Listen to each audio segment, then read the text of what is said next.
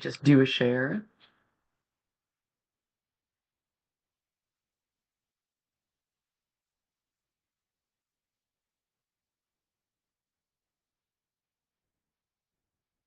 Do you guys have the right screen? We can see like the presenter style. We can see your notes on the side. Oh, wait, wrong screen then. Hang tight. What about now? There you go. Okay. I always have to do the like swap screens. So, okay. So good morning, everybody. Thanks for joining in today. My name is Julie Procia. I'm an attorney at Amundsen Davis Law Firm. I've had the privilege of working with the BDC for a number of years now on a variety of issues. I've also had the privilege of talking with some of your member organizations and companies regarding different labor and employment issues. Amundsen Davis is a full service business law firm.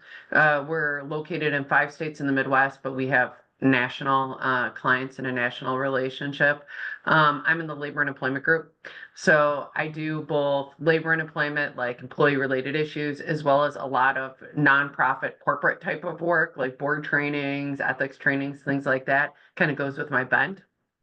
So maybe a couple months ago, Kendra asked if I could come in and do some training regarding ethics and for you guys to kind of talk about some of the situations that can occur just generally at a nonprofit and the interactions that you have with different constituencies within your groups, because you guys have the best/worst of all worlds in that you have a combination of everybody, right? So a traditional nonprofit, you really just have to kind of navigate relationships with your employees and your volunteers. With you guys, with being, an economic driver entity, you have a lot of interaction as well with governmental agencies, with not just like chamber type of members, but also with, so like you've got the full panoply of ranges of your interactions.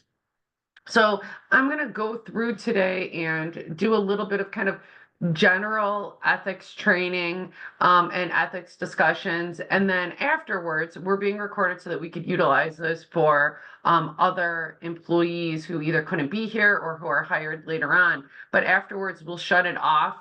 We'll turn off the recording so that you guys can ask questions freely and much more comfortably.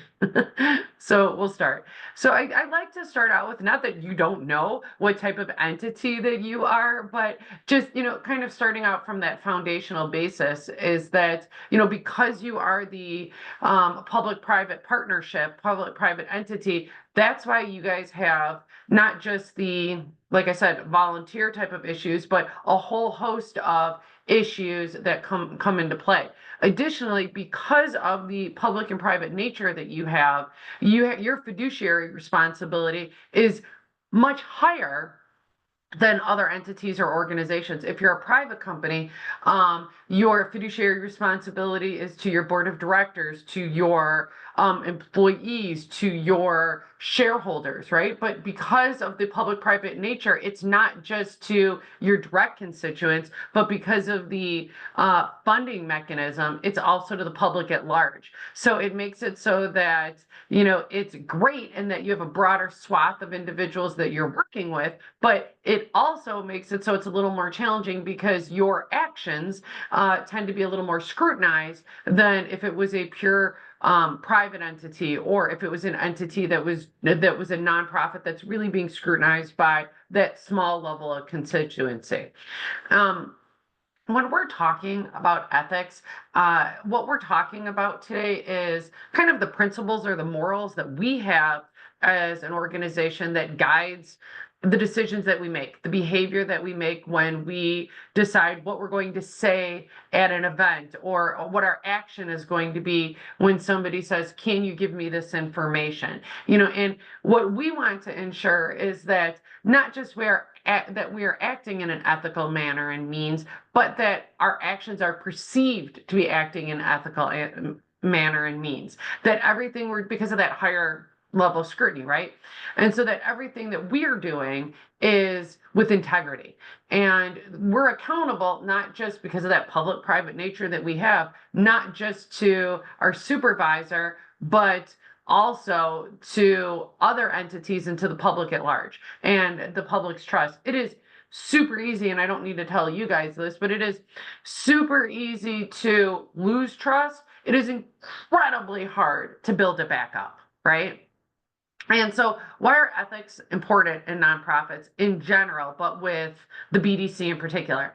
I think it's because ethics and how we're perceived in an ethical manner, acting with integrity, acting with accountability, really allows us to have the ability to garner the trust so that people will give us their hard-earned money, whether it's through a grant, whether it's through community support, whether it's through membership with the chamber, whether they'll come to our programs. If they believe that we are utilizing the monies that they are giving us, the resources that we're giving us to foster the economic development of Berwyn and the Berwyn area, that we are not utilizing it for self-dealing, then people are more apt to participate within our programs, to donate, to give us grants, to give us that community support. If they believe that we're acting in an unethical manner, that we're taking that money and being shady with it, then there's a loss of credibility, and that loss of credibility results in an incredible decline rapidly in any type of our financials, right? Our donor base, our grants. People will flee right away when they believe that something unethical is going on. You'll get a loss of funding. And then there's legal considerations, right? So if individuals make allegations under a whistleblower policy, or just or just generally reporting us to the Office of the Attorney General in Illinois regarding any allegations of fraud or mismanagement of funds type of thing, there's potential legal consequences individually and for the organization, and incredible reputational damage. And I think that that's, one of the reasons that nonprofits in general, economic organizations in particular, really make sure that, at all times that we are essentially like above the fray, so to speak, to ensure that we don't lose that public trust and that we have a organization that continues, and you guys already have an excellent reputation within the community, have a long-term sustainability for that organization, that it's not just what we're doing today or the individuals what they did yesterday, but how we can kind of move forward with that to ensure that in 5 years, in 10 years, in 15 years, the BDC is still viewed and valued as an organization that is, driving forth the economic pulse within the community and within the region. When we're looking at nonprofits and ethics within nonprofits, there's a few examples that come into play, or a few key principles that I've referenced. And the first is integrity. And none of these terms are things that you guys aren't already utilizing. None of these terms are things that you guys aren't already doing, but it's always good to have the the refresher or the reminder about what these terms mean, right? Excuse me. So integrity. Integrity means that at all times we're acting with honesty. We're upholding the organization's values to serve the community, to be able to be an economic driver for the community at large, for the business community, for the organization. And I think that, excuse me, let me grab a spotter. Apparently there is a frog that has moved into my throat. Okay, there we go.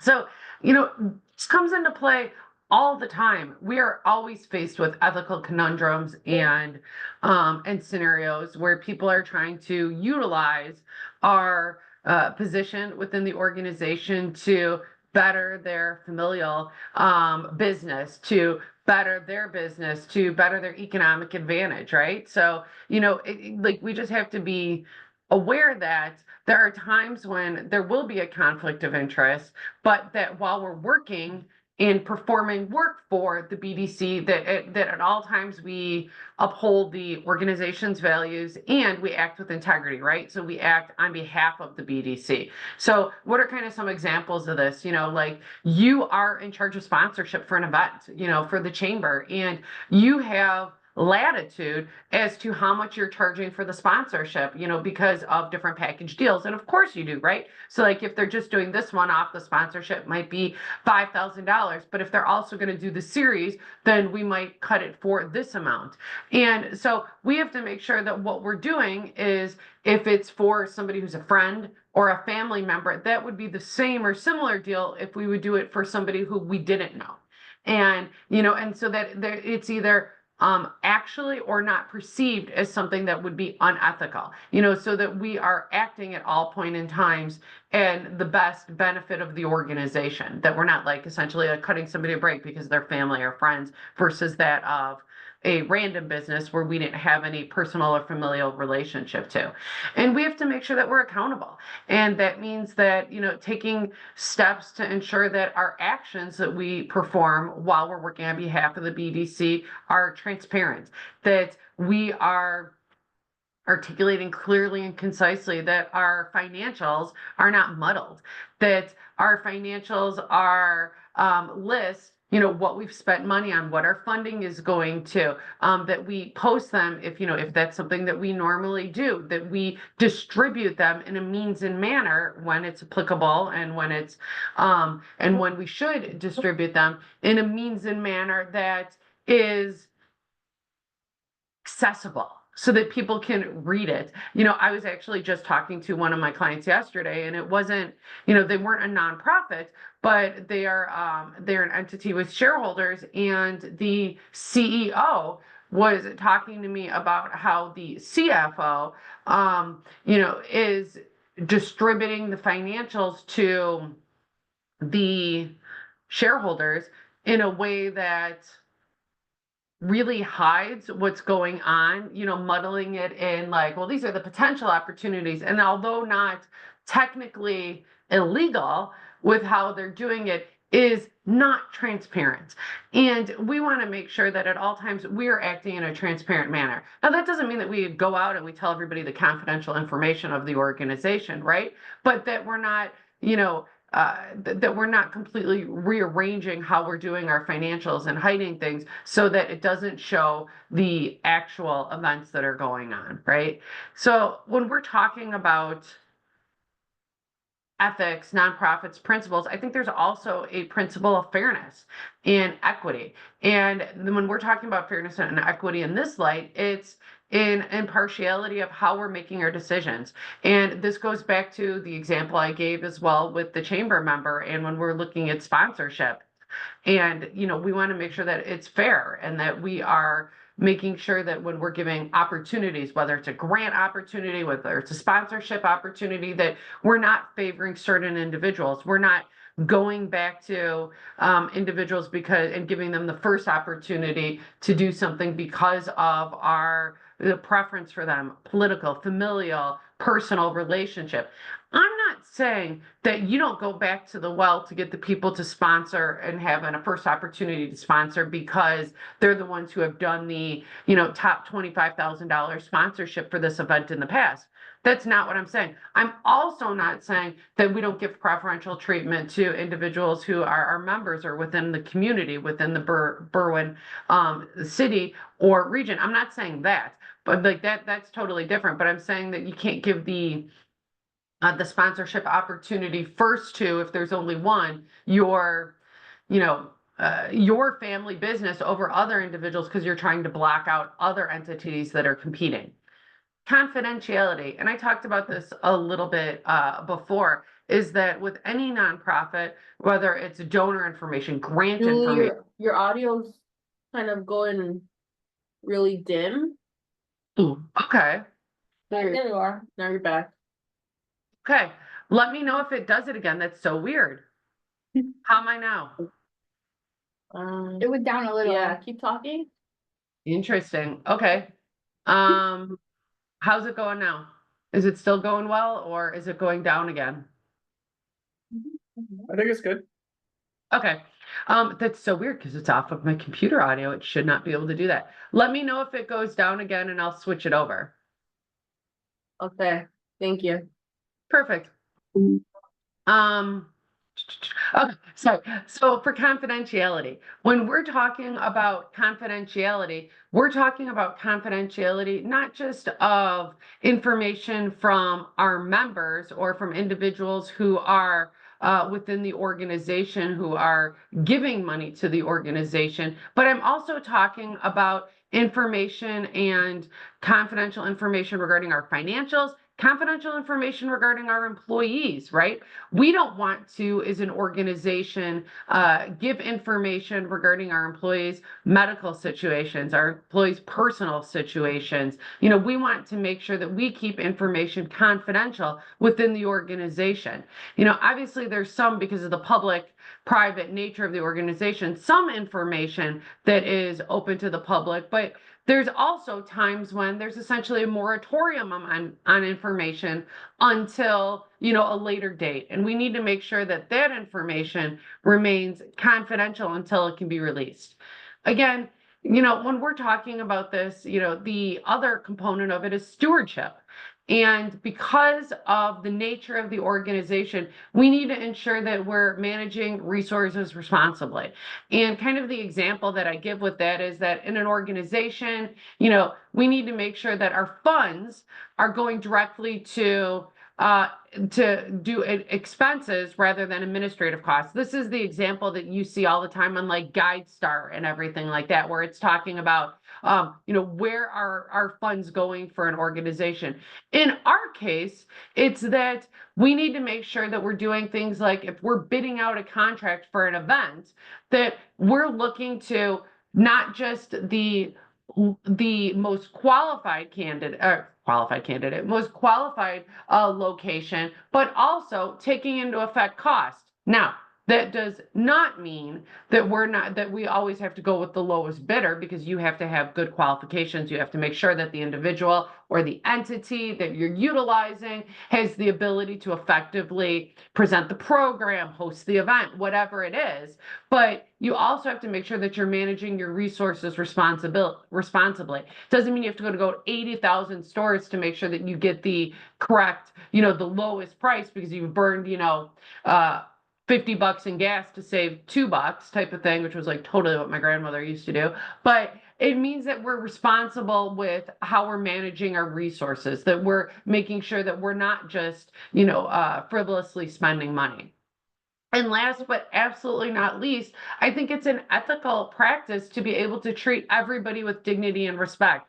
Everybody within the organization, our colleagues, our peers, as well as everybody outside of our organization that we're working with it, whether it's a government official or whether it is a member of the business community or a member of the general public, regardless of their race, national origin, political background, any type of, you know, basics or any type of background regarding them, that we need to treat everybody with dignity and fairness and respect. Likewise, that we should be treated with dignity and fairness and respect. In the ethical responsibility that goes with financial stewardship, this really goes with managing funds. And I kind of previewed this when I talked about this. And there really is an importance, in particular, with financial stewardship, that we're properly allocating money that we have. If we have a grant that is for a specific project, right? It's for a specific program, it's for a specific project, and it's a restricted fund. We need to make sure that those restricted funds, whether it's through a grant or through donor funds or whatever it is, are only utilized for that. We need to make sure that if the grant, if the monies that are coming through are designated, that that's what the designation is, not just for that project, but if there's a specific designation within that project for what needs to occur, that it only goes for that and that it's not moved around. That we are making sure that if money has to be allocated in a trust account, that it's allocated in the trust account. And ensure that we're not making conflict of interest decisions when we are making financial decisions. So I want to kind of like take a step back for a second when we're talking about that. At some point in time, almost all of us will have a conflict of interest. It's just the nature of how it works. If you live and work within the community that you are servicing, right? Or if you develop any friendships or familial relationships in the community that you're working. At one point in time, there'll be an opportunity for somebody that you are friends with, that you are family with, to benefit from one of the decisions that the BDC is making, or a decision that the BDC is aware of. It could be something like, we're going to buy this property. We're going to host an event, host the holiday party, and we need to have it, at a restaurant. Well, one of the restaurants that's putting a bid in, putting an RFP in, is my best friend's restaurant. And so if this goes to them, that would be great, type of thing. That's not, so that could be a potential conflict of interest. It doesn't mean that, like, oh, well, now I can't work at the BDC. Now I can't do any of that. No, it means that we just need to disclose the contract. So when we're working with our team as to making the determination as to where that RFP goes, we would say, just for your reference, the restaurant that's bidding, one of the restaurants is my best friend. We've been friends forever and everything like that. Now, do I think they'd be a great restaurant? Absolutely. But I'm going to recuse myself from selecting the restaurant because of that, because I have a conflict of interest. Because I'm a partial owner of this business. It doesn't mean that, like, oh, well, then you're fired or anything like that. You just disclose it. Or, what could happen is you disclose it and they're like, yes, but there's 4 other people and we're really going based off of the highest bidder because we've already vetted these restaurants as good restaurants, members within our community. So don't worry about it. And then in that case, it's fine.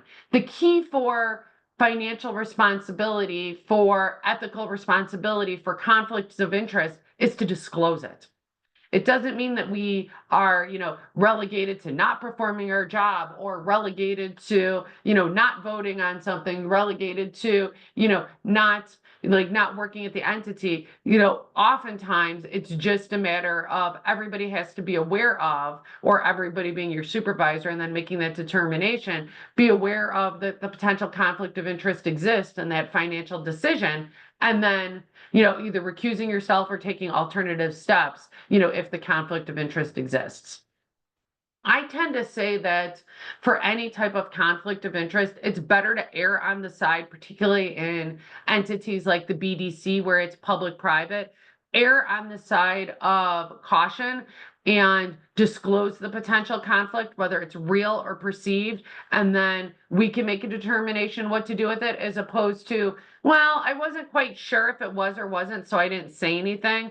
Because of the strict scrutiny we're essentially under at the BDC, because of the quasi role and because of the public trust, and to disclose it and make that determination. What you don't want to happen is to not say anything, be the person who made the decision, even if it was the right decision, and then it come out in the paper or on somebody's blog or online social media post about how the only reason that this entity was picked for this grant or for this event was because of the self-dealing that went on. Because that, even if it's completely and utterly untrue, is hard to walk back from. And we don't want to put ourselves in a position where we have to walk back from it. For expenses and any type of financial documentation, the key is to make sure that we go through our proper documentation and our approval processes. So if we have policies and procedures regarding how to submit travel documents, receipts, how to submit meal receipts, how to submit reimbursements, to follow those and to make sure that we have the proper documentation that goes with those, and that we're not reimbursing individuals as a practice if they don't have the documentation, to try and not commingle funds. So I try really hard when I am purchasing things for that I'm going to be expensing. Let's say I am buying things for the for a event within my office, right? And I'm also going to the store and buying things for myself. I'm at Costco or Sam's Club or whatever it is, to do one receipt that's only the personal stuff, one receipt that's only professional stuff.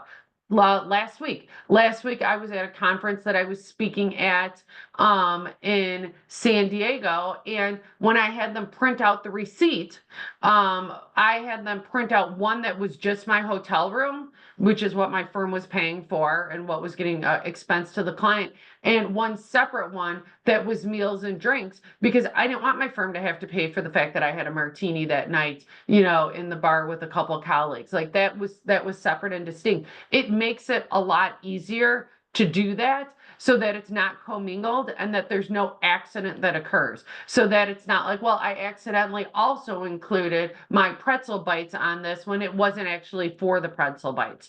And it's really easy to just be like, well, throw it on everything and I'm just going to highlight it later on.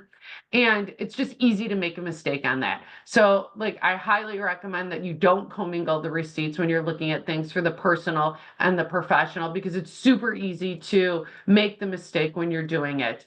And it's super easy to then commingle.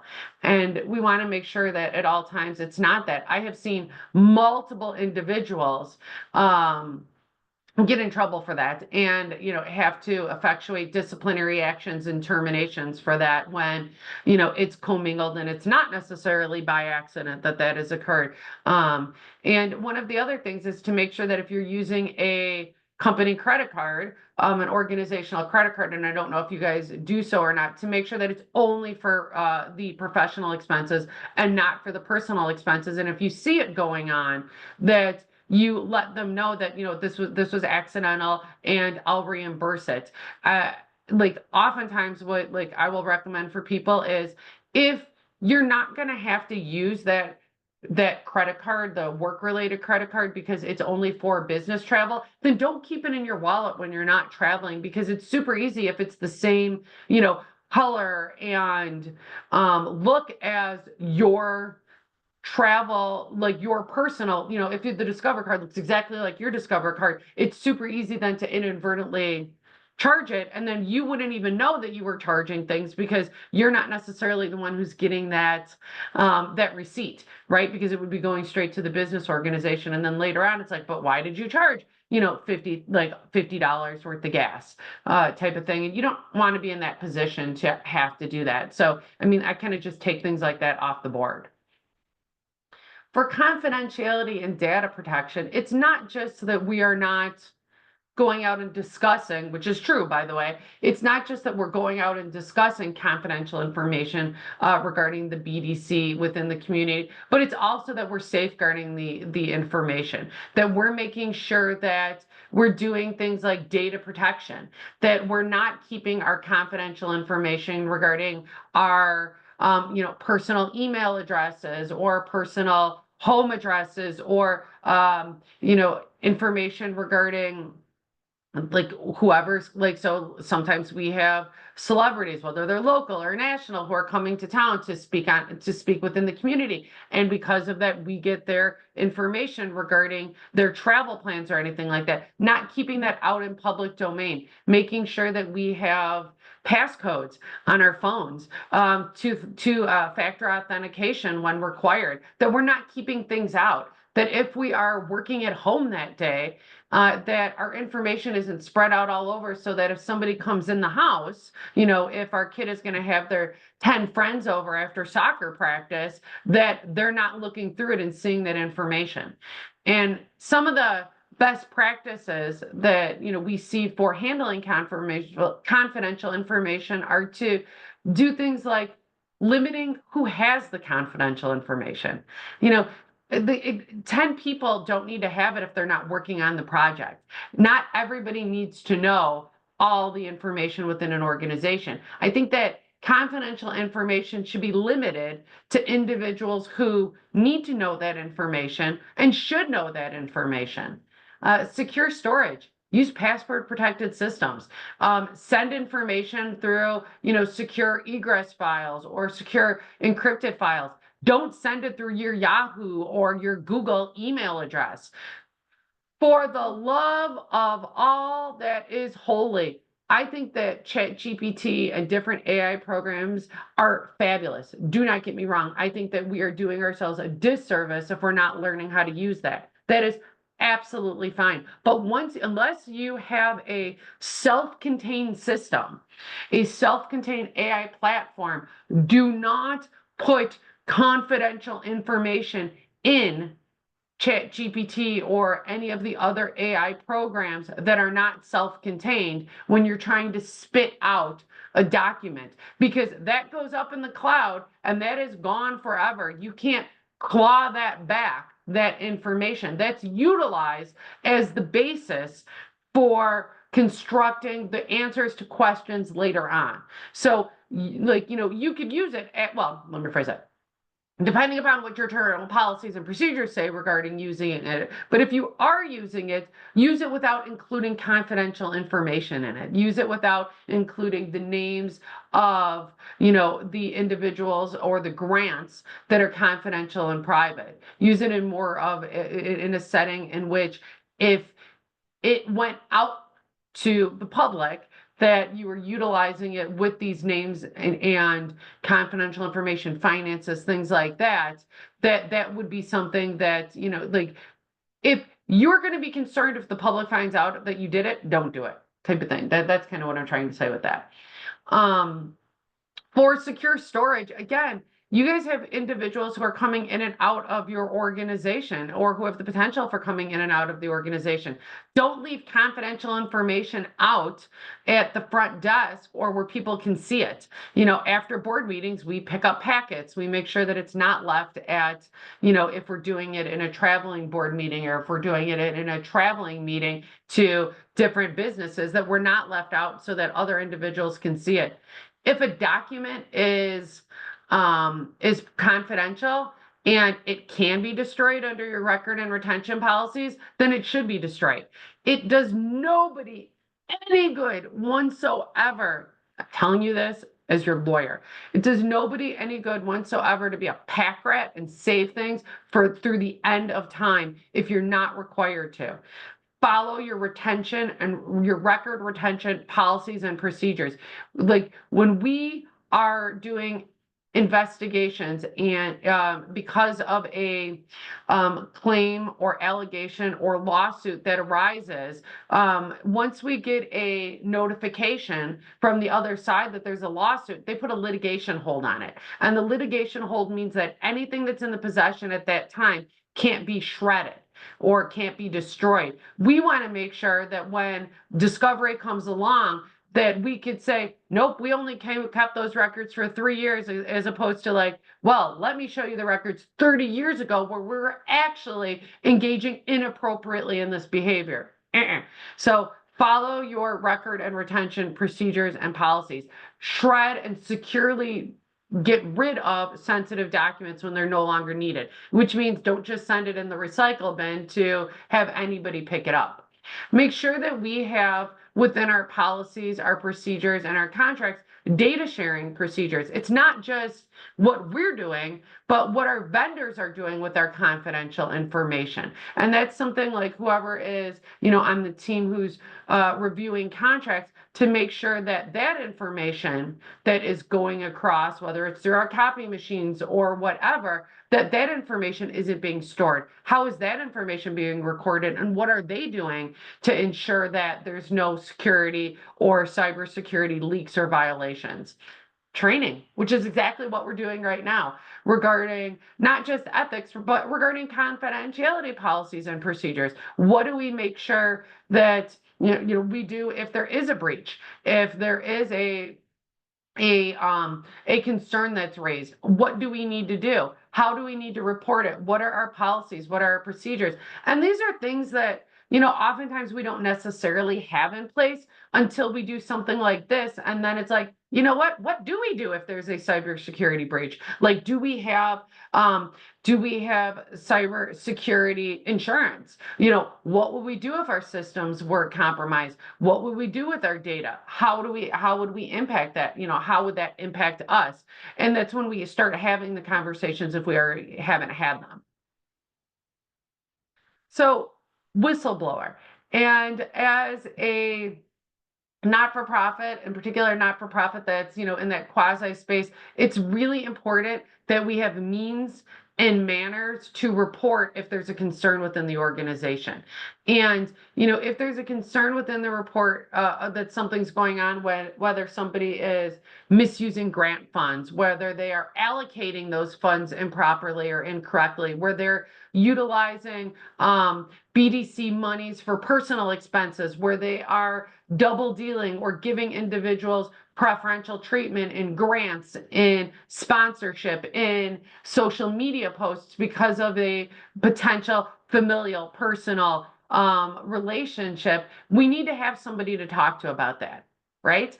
Because, like it's not something that you could just fold in. And there are multiple means and methods to do it, to ensure that that there's a concern. And the first is like to go to your supervisor. If you're not comfortable going to your supervisor, then go to the executive director. Always. If you're not comfortable going to the executive director because you believe that the executive director is an individual that is involved in it, then you could go to legal counsel, you could go to the board. The key is to make sure that we are internally addressing it, even if it is that, it's subsequently shown that there wasn't any ethical breach.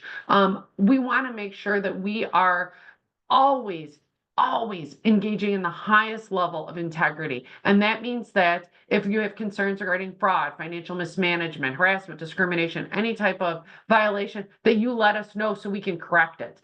One of the other things that, and it's not just necessarily whistleblower, but as you guys know, or some of you know, I've done, harassment training, training for different entities, including yourself, regarding, workplace situations.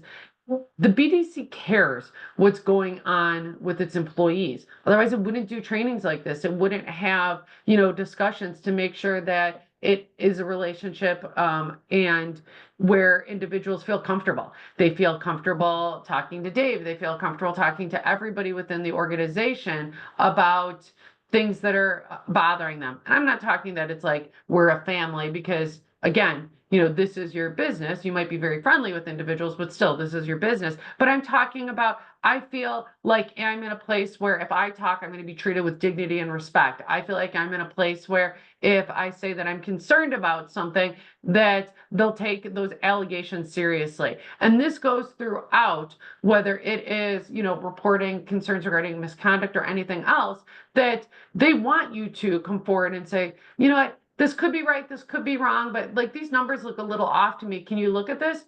That's absolutely what they want you to do, is to come and talk to them, because as we talked about in the very beginning, the relationships with trust only work if we have the trust of the public, if we have the trust of not just the business community, but all members of the community. And if there is a belief that we don't have the integrity that we are purporting to have, that will adversely impact us, not just for that week or that month, but potentially for years to come. So I think that it's important for everybody to understand that if we're having these discussions regarding, concerns about any type of ethical violation, any type of, fraud, financial mismanagement, harassment, that you come and talk to us, that you're not going to be penalized for doing so, because otherwise it essentially, it defeats the purpose of having this discussion, right?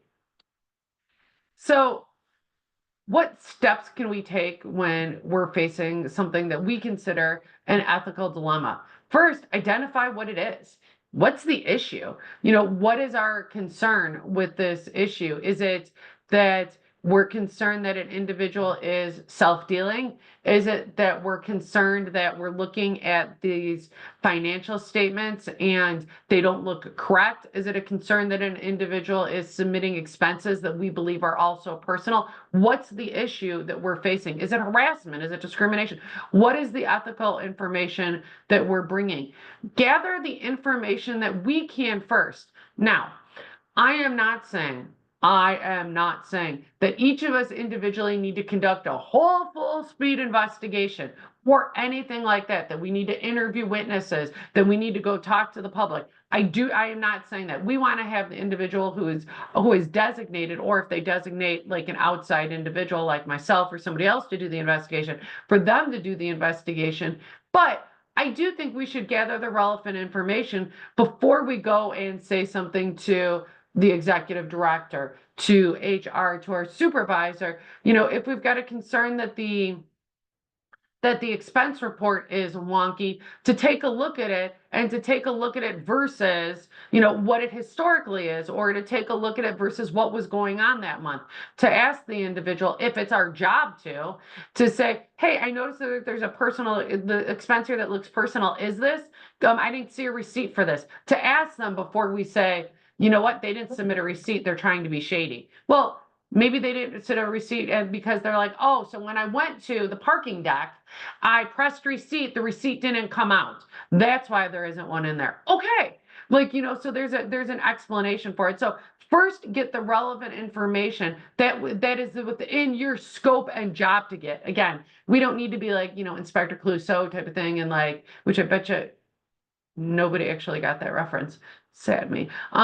Which by the way, that reference is way older than I am. But anyways, so to gather that information, consider when we are putting forth the information, what the potential consequences are for ourselves, for our stakeholders, and so on. Now, let me pause on that. I am not saying that means that if we believe that something would have huge ramifications, we do not say that. Even a little. What I'm saying is that, and this goes back to the confidentiality, we need to make sure that when we are bringing forth a concern, that we have gathered the relevant information so we have a good faith belief or basis for it, and then share that concern with the correct person based on the consequences, right? So we want to make sure that we're not just going out, and this also goes to the confidentiality that we talked about, and saying to everybody, I think that there's an ethical breach. I think that there's an ethical breach, because that is going to have broad ramifications. We want to make sure that we are addressing our concern to the appropriate individual within the organization that can do something about it, that can review it, but also the appropriate individual within the organization that can review it without it going out to 50 people. It is not a good means method to do so, to say, well, I'm reporting it, but while I reported it, I walked down the hall and told everybody along the way who is not involved in that, hey, you know what, I think this person's shady, I think this person's shady, before you get to the report to, the executive director, before you get to the report to, director of operations, because now you have, even if they find that there's nothing incorrect, and now you've laid the groundwork that everybody thinks that this person behaved in a means and manners that was unethical. If you're concerned as to whether or not there's a ethical conundrum, if you're concerned whether or not this would violate our conflict of interest policy, review the policies. Talk to your supervisor, review what our mission is, make sure that we understand that. And that's when you make the decision as to what step to take. Is this a conflict of interest? Is this a potential conflict of interest? Could this be perceived as a conflict of interest? And in abundance of caution, I'm going to tell my supervisor that, you know what, I don't have a lot of money invested in this business. I only have, 1% share in this business, in this restaurant, but I do want you to know that, so that if it's selected, it doesn't come out that I'm a part owner of this restaurant, and this is now where we're holding the state of the city address. So, in an abundance of caution, I'm telling you, am I going to make anything off of it? Yeah, I'll make 1 cent. But, make sure that, you let the individuals know, and then you make the decision, what the appropriate action is. Is it that I'm not going to be the one who's going to select it? Is it that, I won't be involved? Is it that we disclose it? I mean, so I was listening to NPR this morning, and, they must have said, when they were talking about the breach of information, or the purported breach of information on the platform, they must have said 5 times that the CEO of NPR sits on the board of that organization, so that they, in an abundance of caution, were telling everybody that, so that's, those are the type of things where you disclose conflicts and then you can move on. It doesn't mean that all of a sudden that person can no longer be the CEO of NPR or anything like that. It means you're just disclosing things. So, what are some key takeaways? I think that, one of the things that's really important to even start with is that if the BDC didn't take its place within the community seriously, if it didn't have such strong ethical guidelines, such strong ethical beliefs within the organization and within its position within the community, you guys wouldn't even be having this discussion. I think that when we think of ethics, it's, sometimes it's just like this amorphous thing that is like beyond us, right? It's like so big and everything like that. But it comes down to the integrity that we have individually, the integrity and respect that we have for our colleagues, for members of the community, for members of the business community, for the public that we work with, and that we always remember that what we're doing when we are at BDC events, how we're treating individuals, how we're submitting our documents, how we are reviewing grants, how we're reviewing sponsorship, how we're reviewing programs, and so on and so forth, is a ripple effect. It's not just how it is impacting us and us personally ethically, but how the public at large, our constituents, are seeing us. And that when we're engaging in behavior that is respectful, that is transparent, that helps build upon the trust that we've built upon already in the community for the past 10 years and does so going forward. That when we're looking at how we operate, how our finances are, transparency is crucial. The whiff of self-dealing, the whiff of unethical behavior stays forever. Then that's a little bit of hyperbole. It doesn't stay forever, but it stays for a heck of a lot longer than people remember that the individual was ethical. We need to make sure that, that there is not even a hint that we're acting in an improper means, manner, or fashion, right? Protecting confidentiality. That is something that is our shared responsibility. And what I mean by that is it's not just that, well, I'm not the one who left the papers on the conference room table, so why should I pick them up? No, make sure that it's picked up. Make sure that we're not texting confidential information to individuals. Make sure that we're sending documents in a secure platform. Make sure that, in our jobs, you guys hear confidential information. You hear things that that are not necessarily open to the public in the community, whether it's business deals, whether it's the potential merger for organizations that can have a substantial adverse impact if that's shared prior to when it becomes public domain. So we need to make sure that those discussions aren't happening, that when we're out at events, if you hear things like that happening, that you stop those conversations, or if you're not comfortable doing that, get another BDC member to stop that conversation. We need to make sure that we are utilizing and ensuring that we are not only individually acting in the highest standard and level of integrity, but that if we see something going on or we're looking at the documents and they just look wonky, that we say something about it. First, again, we go back to what we talked about before with, making sure that we have the correct facts, or the facts as correctly as we can know them, but that we say something about it and that we don't just kind of remain silent. And then, as always, just act like you guys normally do. And what I mean by that is you have an incredible reputation for integrity within the nonprofit world. I work in the nonprofit world. I'm aware of your reputation. It's just to remember that, and to remember that we want to make sure that we continue to do so going forward. And even just doing that I come from a historically strong organization that represents the community. I want to continue to do so. Really builds upon the feeling of, and I want to make sure that the other individuals who are present, not necessarily even BDC employees, but members within our community, are also acting in the same way.